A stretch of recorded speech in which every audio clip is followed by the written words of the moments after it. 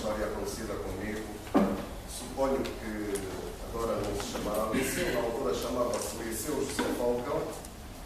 Quando eu vim na Angola a primeira vez, fui matriculado no Liceu José Falcão, lá do outro lado do Rio. Não sei como é que é. Quando vou à primeira aula, meados de outubro de 1975, entro na sala, andei à procura do meu nome nas pautas, não estava em pauta nenhuma, não conhecia ninguém. Daquele um quinto ano qualquer, na altura era terceiro ano do curso geral dos liceus, tinha mudado essa. Abro lá uma porta e perguntei: isto é do terceiro ano, da secção de ciências? E alguém me diz que sim. Eu entrei, só lá dentro, olhei e estavam as carteiras todas colocadas. E há uma moça lá ao fundo, as carteiras eram largas, que me chama, diz para eu me sentar ao lado. Então, foi e sentei. O professor de matemática, nunca soube o nome dele, quando me vê, astronauta a entrar por ali dentro, vira-se para mim e pergunta: olha lá, você veio de Angola ou veio de Luanda? Eu disse: porra, esse é o meu professor. Saí porta fora, foi levado. Nunca mais pus os pés numa aula. Mandava os pontos, combinei lá com uma amiga minha, ela mandava-me um enunciado pela janela, um carrinho de linhas que eu montei, com uma manivela, mandava o enunciado e eu mandava-lhe um ponto já feito para cima, mandava ali a enrolar o carrinho de linhas debaixo do sovaco, aproveitava para copiar ela também e ter boas notas. Aconteceu isto. Eu sempre fui cá. Nasci na cidade do Âmbio,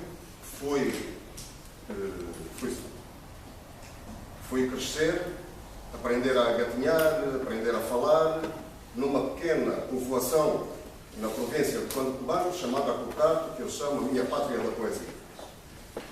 Aí aprendia, ao mesmo tempo que aprendia uma palavra em português, aprendia uma palavra em ganguela. As histórias, a literatura chegava-me pela voz humana. As brincadeiras com os meus amigos eram todas em ganguela. Fartei-me de apanhar porrada na escola primária, porque falávamos ganguela entre nós e era obrigatório falar-se português.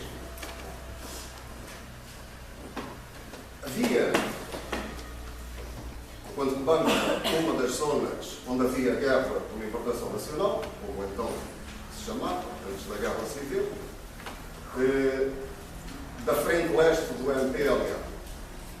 O MPLA, a partir de Brazzaville, do Congo Brazzaville, emitia um programa radiofónico diário, onde de vez em quando o senhor, que era o locutor, o Adolfo Marinho, lia poemas dos poetas angolanos, do António Jacinto, do Agostinho Neto, do António Cardoso, enfim, do Costa Andrade. E lembro-me de muito miúdo, e com uns 5 anos, estarmos a ouvir esse programa à hora de jantar, e eu ficar muito atento a um poema. Não vou inventar que poema é, mas gostei muito daquela musicalidade, que lá estava a ser dito.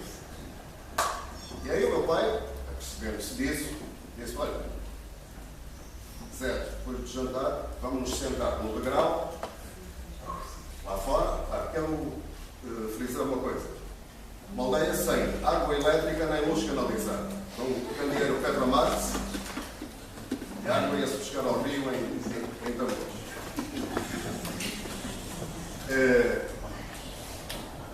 Sentámos e o meu pai disse: olha, tu nunca digas a ninguém que o papá ouve a rádio dos terroristas. Bate firmado, nunca se diz a ninguém que se ouve a rádio dos terroristas. A partir daí,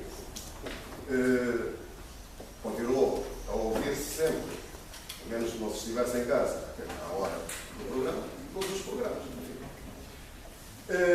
Começo a escrever poesia porque estou ameaçado de ser expulso do colégio interno na NASA, no âmbito. Escrevo primeiro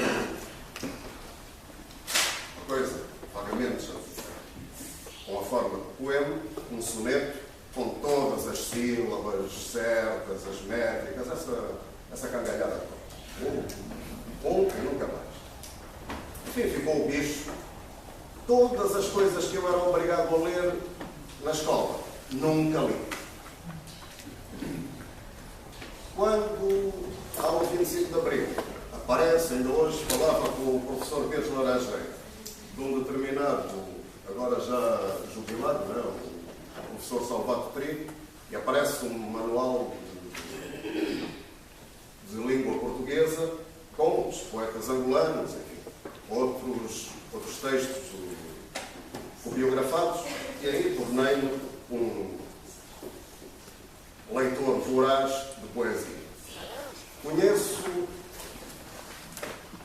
das línguas em que chego, melhor que todas, a língua portuguesa, naturalmente. Tento conhecer o mais possível da poesia. Se vai fazendo por esse mundo fora. Isso, e publicando eu já há 34 livros, há 34 anos, 30 e tal livros, se calhar dá 34, não vou ver. Literatura infantil juvenil, poesia, alguma ficção. Uma das coisas que a escola nunca me ensinou foi o prazer de ler. O escalpelizar de um texto é muitas vezes leitura minha, e posso estar completamente enganado, e esta é a sala errada, talvez, para dizer o que estou a dizer.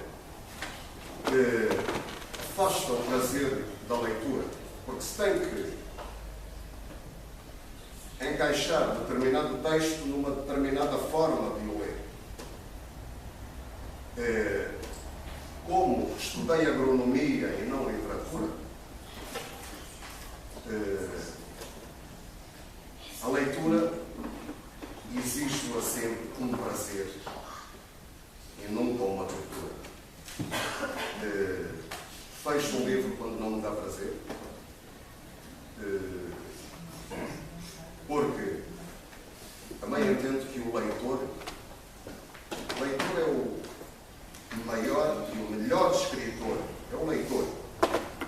O leitor é o escritor daquele determinado texto na sombra da página. E esse texto, seja ele poema, seja ele uma prosa de ficção, seja ele um texto dramático ou um ensaio, está de braços abertos para que seja o leitor a acrescentar o que lá falta. É o leitor que é o poema que faz o poeta, não é o poeta que faz o poema. O poema vem dizer que aquela palavra está errada. Eu escrevo muito devagar. Escrevo pouco. Já escrevi todos os meus poemas, imagino eu, a menos que me dê uma daquelas travadinhas, chega o alemão à minha cabeça e me para da cabeça ao meio, eu fico apatetado. Gostaria de nunca mais voltar a escrever um mau poema. Deixei muitos poemas fora. Publiquei livros que hoje digo porcaria.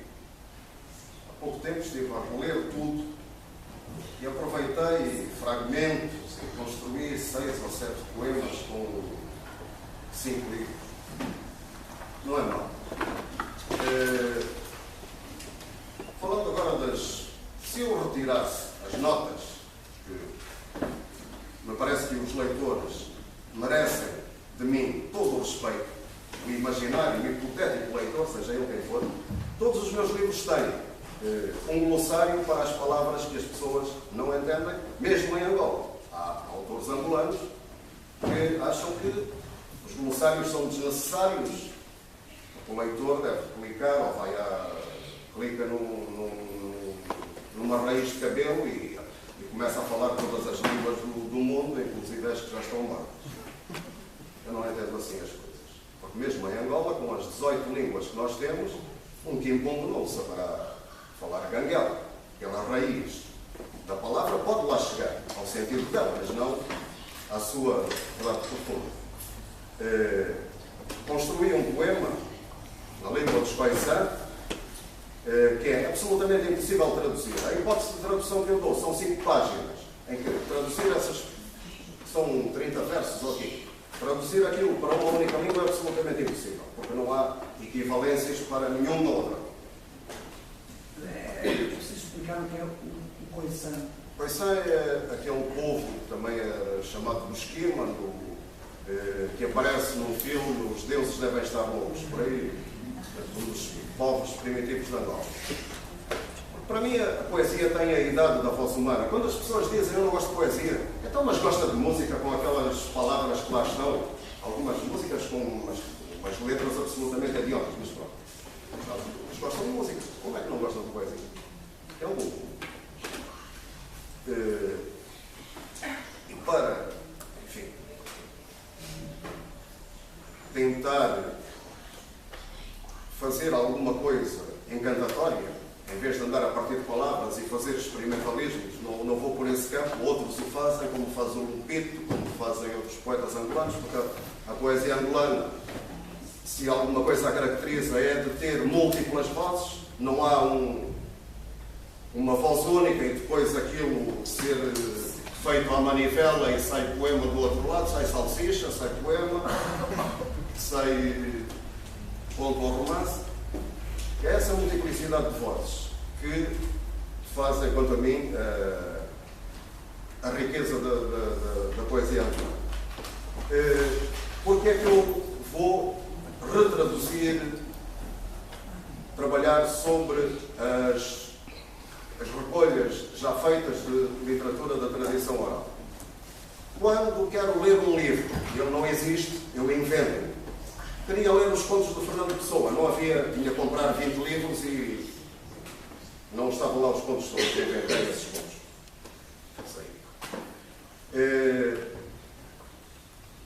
Não há poemas que, tirando os trabalhos fabulosos do Rui Parque Carvalho, a incorporação de alguns provérbios, de algum trabalho nesse sentido, da Ana Paula Tavares. Um ou outro poeta angolano que trabalha isso.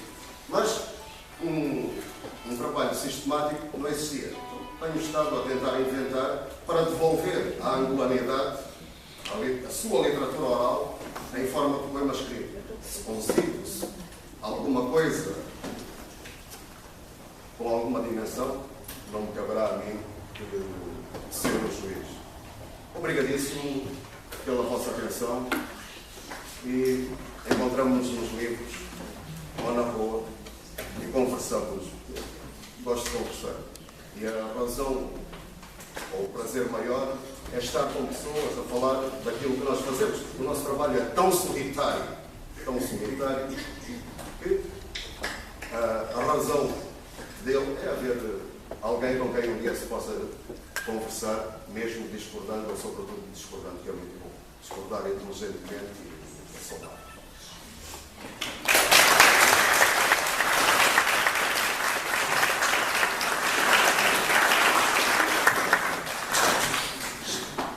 Muito obrigado ao Zé Cunha Gonçalves. Estamos com uma boa pedalada para acabar a 20 horas e para as pessoas poderem depois também dialogar e comprar livros. O António Quino, neste momento, desempenha funções na província do Bento, funções ligadas é porta-voz do governo do Bento, etc. Mas ele é caracterizado, sobretudo, por ser escritor, jornalista e professor, e é o organizador da Balada dos Homens que Sonham, que é um conjunto de contos escritos por homens angolanos, por escritores angolanos, que tem uma edição do Clube de Autor em Portugal, teve outro título em Angola, aqui optou, ele como organizador optou por outro título, e vem aqui não só para falar deste livro, da sua própria escrita, como também dizer alguma coisa sobre dois romances do escritor João Miranda, que tinha sido convidado também, que não pôde vir, infelizmente, que é o governador da província do Bento, e atividades oficiais que deviam vir. Ele vai dizer também alguma coisa sobre os romances Epo e Nambuangongo, e ainda sobre o livro Fitandeiras e Aviões de Manuel Rui, que é um conjunto de contos. Eu aproveitava também para uma pequena nota que me esqueci no início da sessão. O Apolinário esteve aqui a representar o Centro de Literatura Portuguesa e muito bem, mas o professor Carlos Reis, que estava indicado e que saiu nas publicidades, seria ele que estaria a apresentar, mas teve de estar presente num doutoramento e, portanto, pediu desculpa por estar ausente. Por outro lado, amanhã, à tarde, estava prevista a presença de um professor espanhol, Manuel Asensi, no curso de mestrado e doutoramento, fazendo uma conferência. Também não estará presente, porque infelizmente está com uma pneumonia e também não pode vir. Eu dava a palavra, então, ao colega professor, escritor, colega escritor não, professor escritor, mas colega professor e jornalista, eu como ex-jornalista, para falar não só deste livro, como dos outros que estão indicados para serem apresentados, embora tenhamos de lamentar a ausência do escritor, mas eu penso que ele desempenhará esse papel muito de apresentar este livro. E muito obrigado também, porque ele veio diretamente da Angola, representando a União dos Escritores Angolanos. Pedi ao António Pinto que transmitisse à direção da União dos Escritores Angolanos, embora nós iremos ter a companhia do Adriano Vasconcelos. De qualquer maneira, agradeço muito a presença que está aqui. Penso também que é a primeira vez que está entre nós aqui na Faculdade de Letras. Muito obrigado. Obrigado ao professor Pires Laranjeira e obrigado por me darem a palavra. Mas eu julgo que, para representar a União dos Escritores Angolanos, o Lupito Feijó estaria em melhores condições, mesmo o Andino Vieira. Não é?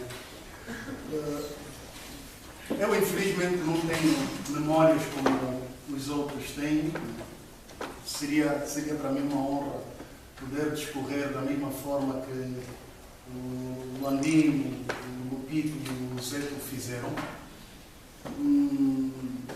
Mas, felizmente, eu tenho a grata felicidade de me dar bem com os meus chefes. E como eu tenho essa grata possibilidade de me dar bem com os meus chefes, na altura em que me convidaram para organizar essa antologia, embora eu seja uma pessoa ligada às literaturas, né, ao estudo, um curioso da literatura, embora tenha essa componente, mas me foi convidado para organizar essa antologia pelo secretário-geral da União dos Escritores Angolanos, que na altura era meu chefe. E também... Sim, que é o Carmo Neto. Na altura, eu como jornalista trabalhava no Gabinete de Comunicação e Imagem do Comando Geral da Polícia, e o Carmo Neto era o diretor do Gabinete de Comunicação e Imagem da Polícia. Eu era quadro sênior do gabinete.